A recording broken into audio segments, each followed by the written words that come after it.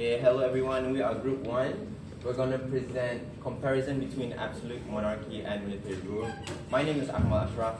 My name is Naisha Braziliya. My name is Zarifa. My name is Muhammad Hafiz Rashad. Alright, so for introduction, you will have to know about the meaning of autocracy first. Autocracy is a form of government in which absolute power over a state is concentrated in the hands of one person. Now the loudest. It is derived from two ancient Greek words, auto and kratos. Auto means self, while kratos means power and strength.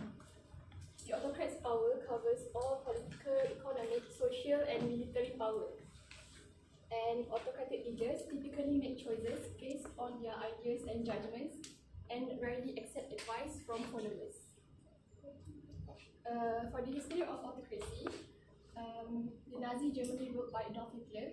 After the failed year Putsch, the Nazi party adopted a more subtle political strategy to take over the government in Germany under the leadership of Adolf Hitler. With the country facing social and political unrest in the 1930s, the Nazis seized the opportunity through cunning propaganda and Hitler's charismatic speeches. Once Hitler was appointed chancellor, the Nazi party began to restrict the civil liberties of the German public. So for the characteristics of autocracy, first, rulers frequently come to power by force or violence. Secondly, keep themselves in power and maintaining the monopoly of power, and they generally does not respect individual rights.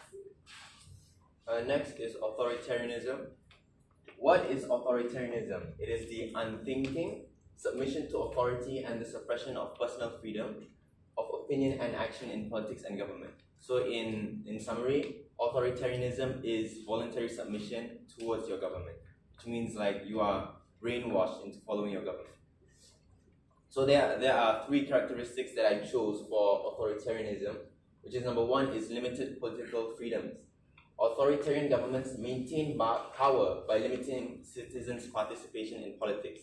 They don't want any political rivals because that would jeopardize their position in power. Second is the people's view. How do authoritarian regimes come to be? They usually appear during times of national crisis. Authoritarian governments routinely take power and take advantage of the crisis to get initial public support. So they are regarded as the savior when the country is in jeopardy. The third is an endgame goal. Every authoritarian regime that is established has a goal in mind, whether it is to stop an economic recession or to save the people from starvation. Okay, next. So these are two examples of authoritarian countries. Number one is China.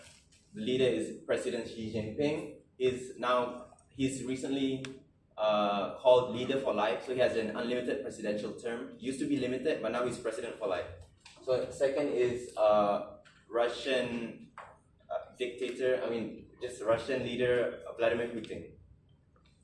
Of course, then we have the fictional examples of authoritarianism characteristics.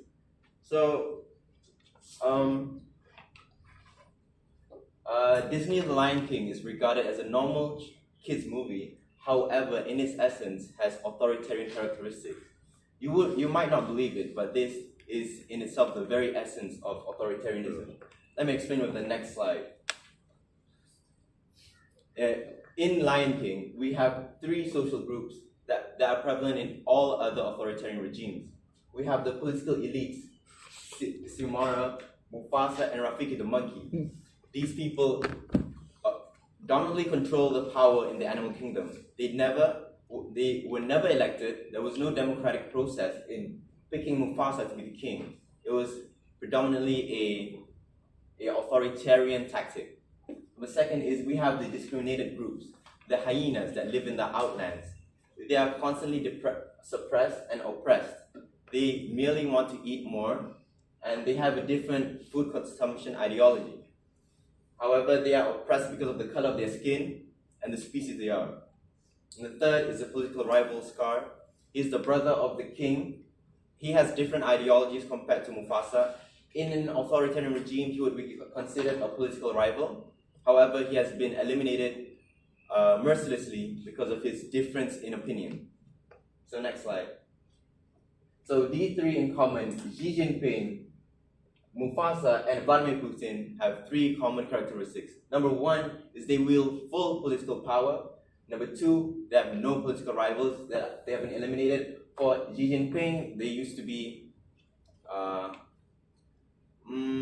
there's only one party in the Chinese Communist Party. However, inside that party there's two factions.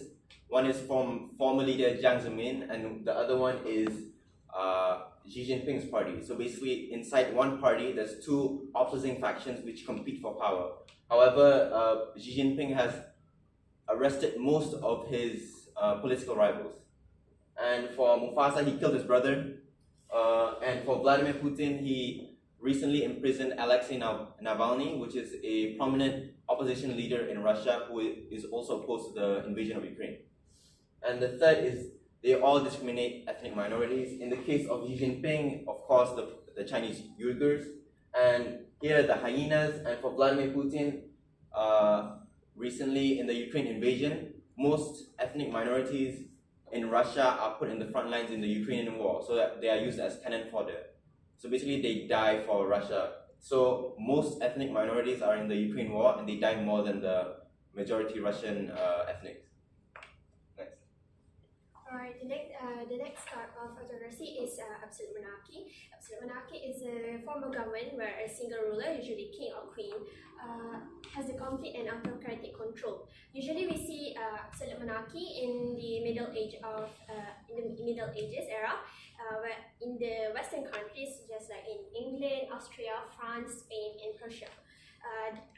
In absolute monarchy, there are four characteristics of it, which is the first, complete political dominance. Complete political dominance means that the kings, the ruler, have the complete control over its territory, where his word has it's just like the rules and the law. Nobody can have objection towards his decision, and he has the complete control over all of its territory.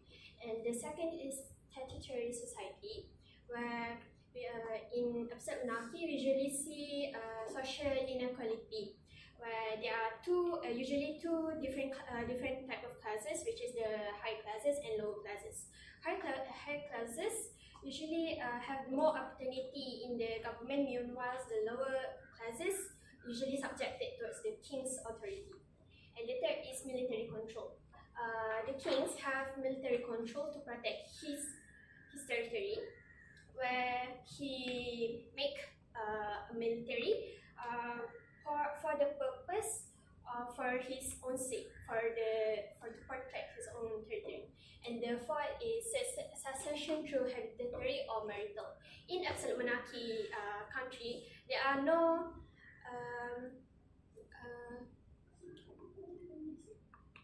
election. They choose its ruler through hereditary or marital, which is by bloodline. So usually we see in absolute monarchy, the ruler is usually come from the same family, from the same bloodline. So they don't usually choose the ruler from other people. They usually from the same family. So this is the modern absolute monarchy countries, which is Saudi Arabia, Vatican City, Brunei, Eswatini, and Oman. Alright, so next for military rule. Military rule is a form of government where the military is in control instead of a civilian government.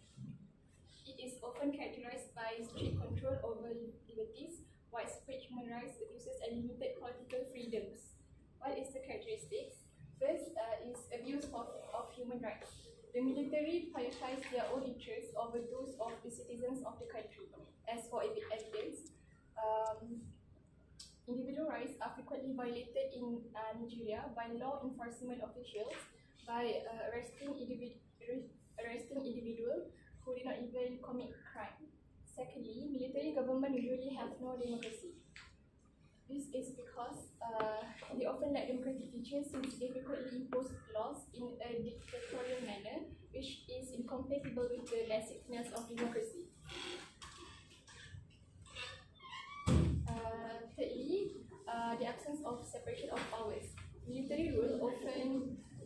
in the concentration of power in the hands of the military leaders, which can lead to a lack of checks and balances. And lastly, it suspends the constitution and laws that provides for free elections.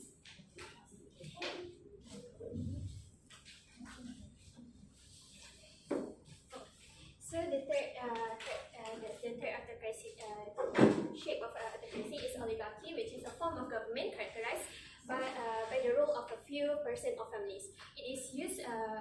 Oligarchy is a term used by Aristotle in contrast to aristocracy, which is he stated that aristocracy is a privileged few and best of members of society. Meanwhile, for oligarchy, he stated that it is the rule of a few corrupt and unjust purposes.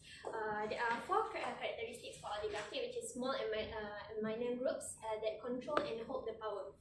This means that these minor groups usually come from a family that hold some kind of like power, which is usually come from wealthy family or military or a family that are usually associated with the governments.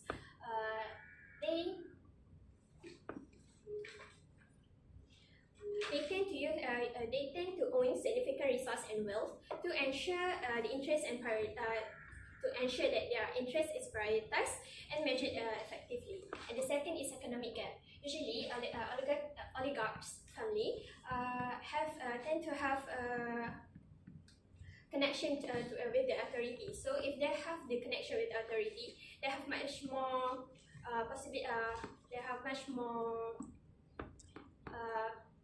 they can gain wealth and continue to become prosperous due to their relations with the authority. So in these types of oligarchs usually will do anything to protect their wealth, even if they do something bad to protect it.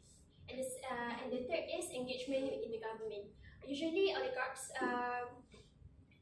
directly or indirectly involve themselves with the government because if they involve themselves with the government, they have an easier way to advocate their a policy that will benefit themselves. Such policy is if they make a policy that will interest themselves, just like if they want to gain much more wealth and to become much more prosper, they will advocate a policy that will benefit them. And this policy will only benefiting them and not the people. And the fourth is contractual relationship. Contractual relationship means in the oligarchic country, the oligarchs will either directly or indirectly involve in contractual relationship. In oligarch country, these oligarchs will either directly or indirectly involve themselves in the country's politics by using their money or resources. The involvement happen so that even when there is power changes in the country, their opinion is still considered as matter in the government. So this is the example of the modern oligarchy countries, which is Russia, Iran, and China. So in Russia, there are some analysts analyze that maybe Russia has oligarchs in their country, which is by influence of privately owned international company, particularly those in the metal, natural gas, and oil industry. These oligarchs have connection with the government, which is the president itself. And the next is Iran. Iran is described as a clerical oligarchy and theocracy. As we all know, Iran is highly Shia is highly practiced in Iran. So therefore, it is controlled by a group of religious leaders who hold almost all the power. The highest authority in the country right now is the supreme leader, who is chosen by the assembly of experts made up of 86 clerics. There is also a president, but the supreme leader ultimately in charge of the government. And the third is China. China, although it claimed to be a communist country for the people, but there are several oligarchs in the country. For example, those who involved in the Communist Party and the 1948 revolution, descendant of early revolutionary who gained wealth and influence after China opened into the world market in the 1980s. they restrict the power and freedom of the majority while ensuring that the wealthy and influential retain their power. Fourth is totalitarian. I don't know why, but the picture's not showing. But anyway, totalitarianism is a type of government that, in theory, allows no individual freedom and aims to give the state control over every element of an individual's life. So, comparing it to authoritarianism, authoritarianism only focuses on the political side. They only wish to assume full political power. However, in totalitarian, they want to control your private life too. So they want control over everything, total. So what are the characteristics? Number one is they have a mandatory devotion towards state ideology. Citizens are required to adhere to a single belief system under a mandated commitment to a state ideology. That means no religion is tolerated. The religion is the state. There's only one ideology, which is the state. Everything you do is for the state. Your life is meaningless, and you are only used for the state. So number two is they monopolize control of mass media. So every form of media, newspaper, news outlet, news journals, articles, research papers, everything is under their control. Therefore, the government can control what you perceive, what you receive. So everything, you are shaping your own reality. There's like a bubble reality, which in all these propaganda you consume makes you believe that the state is awesome. So number three is complete state control of the economy. In totalitarian governments, they fully own and control the economy, including means of production and the means and capital.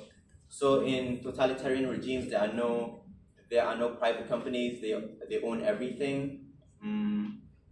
There's no competition. There's no competitive markets because everything is up to the government.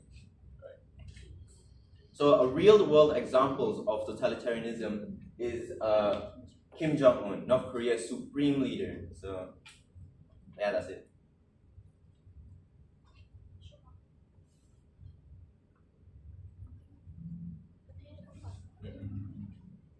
Well, this is the fictional example of totalitarian characteristics. Please close your eyes and imagine a picture of Dora the Explorer right here, because this is a example. Well, it is fictional, so you have to imagine it in your mind. So next. Okay, so if you ever watch Dora the Explorer, there are two events that happen in every episode, which is Swiper the fox tries to steal something from Dora, and Map. Whenever Dora tries to find something, she has to call the map from her backpack. Okay. However, I've thoroughly researched this topic, and in my 6 months of empirical data and research analysis, my studies have come to show that swipe or no swiping, even though you say it 3 times, or you do not say swipe or no swiping 3 times, the fox still goes away. Your views don't matter. If I say the map really loudly while watching the Dora episode, and if I don't say the map loudly, the map will still come out and show us the path. So, does anything you say actually matter? No, you cannot interact with a video. Are you dumb? No. So, next. So in the end, it is the same result regardless of the choice you make, because there is no choice. And there is supposed to be another picture here, but you can imagine it again. The picture is Kim Jong-un voting in a ballot box. Because in North Korea, there are still elections, but there's only one name. So you just take a name and then you put it inside, but it's just one name, it's just this guy. So there's no point at all. So yeah, next. So what does North Korea's supreme leader Kim Jong-un, in your mind, and Dora the Explorer share in common? Well, they do share a lot, which is number one, is control of public perception. In North Korea, their mass media is controlled by the government. In Dora, they control you as a child. Okay, number two is the large-scale indoctrination of children. Think about it normally.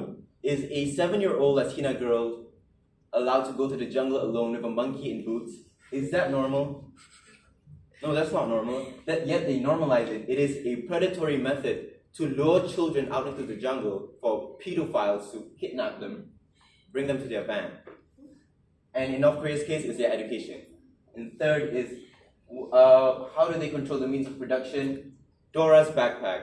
Dora's backpack contains everything you want. It has the whole universe inside the backpack. That means she controls everything in the Dora universe. In North Korea, he basically controls the whole government. And lastly, they have Kim Jong-un. Okay. So, what is the comparison between monarchy and military rule?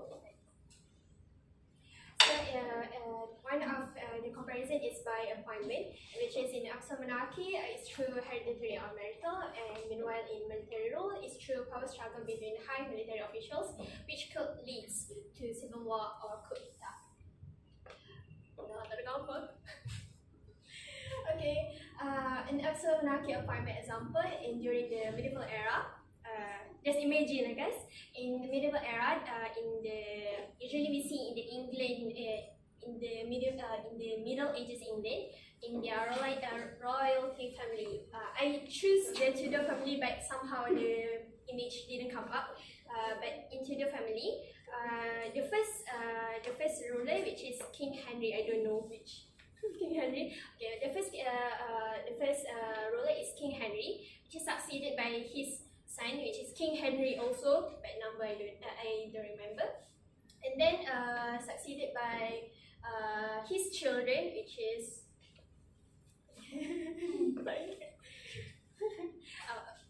but to be simplified, their ruler came from the same family. Meanwhile, in modern time, I choose Saudi Arabia family, which is the first ruler, which is the current ruler, came from and the past ruler came from the same father, which is King.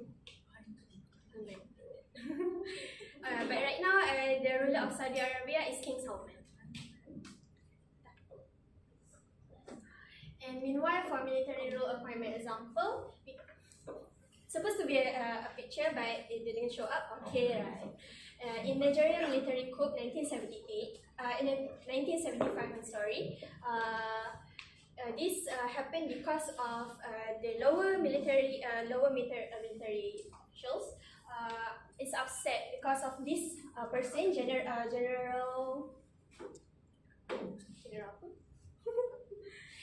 this person, general, is a general who is supposed to be advocate the country to become a democratic country, but somehow he didn't fulfill his promises. That's why these two person also leads the coup, which this person is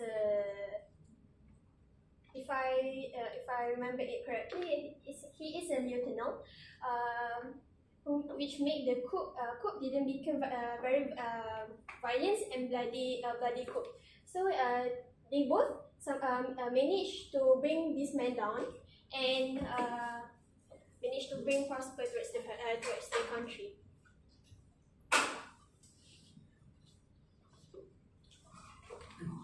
Alright, so lawmaking process. In absolute monarchy, power is usually passed down through a ruling family with succession being hereditary. Second, in the modern age, most countries that practice absolute monarchy are Islamic nations. Islamic nations that follow the concept of absolute monarchy typically base their lawmaking process on Sharia Islam. Sharia refers to body of Islam law. Saudi Arabia is an Islamic state that follows Sharia law in its judicial system for both criminal and civil cases. The King of Saudi Arabia serves as the final court of appeal and has the authority to grant pardons. Brunei also follows Islamic Sharia law in its legal system. Brunei legal system is based on British common law but has parallel Sharia law system for Muslims, which take precedence in areas such as family and property law. So, this is supposedly to show that Sultan Brunei and his daughter. And fun fact, Sultan Brunei has the most car collection in this world. Next. So, absolute monarchy. Military rule is a political regime where the military holds a Now, significant. class, this isn't. I think their presentation is clearer, much clearer than what you have. You will have to listen to Dr. Arif later on. And this is most important topic that comes out in your final test. Confirm. Topic 7 and topic 8. Okay? Okay. Right. Okay. Military rule is a political regime where the military holds a significant amount of power. In Nigeria, Lawmaking is the responsibility of Parliament at the national level and regional legislature at the regional level. The President, Senate, and House of Representatives make up the Parliament, while each regional legislature consists of a governor, president, and House of Representatives. In Myanmar, sources of law include Constitution, Parliament, enacted laws, customary law, and English common law. When there is no specific legislation, English common law principles developed during British occupation are applied in Myanmar courts. Judges have the discretion to decide causes in line with justice, equity, and good conscience when no applicable law exists. Alright, so in absolute monarchy, the ruling power of monarch cannot be challenged by any law, court, or election. Common people in absolute monarchy have limited privilege granted by the monarch and are denied natural rights. The monarch issue all laws that primarily serve their own interests. Complain or protest against the monarch considered treason and are punished harshly. For example, King Louis XIV of France is often cited as an example of an absolute monarchy with immense administrative power. Next is military rule. Military rule involves the administration of the territory by occupying armed forces, exercising executive, legislative, and judicial authority. A territory is considered occupied when it is controlled by hostile armed force. Military government becomes necessary when the legitimate government is unable to function effectively. For example, in Nigeria, military rule started when the first regime led by Major Jackboma Kadunza Zion in 1966. Okay, so to conclude all of the slides that have been presented before, both absolute monarchy and military rules have their own advantage and disadvantages. And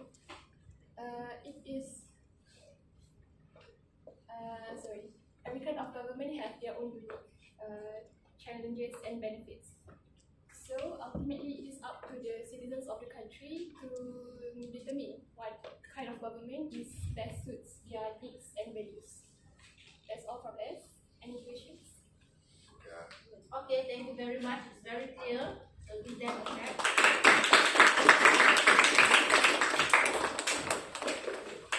Smart, your presentation is very good. You boleh ganti Dr. Arif.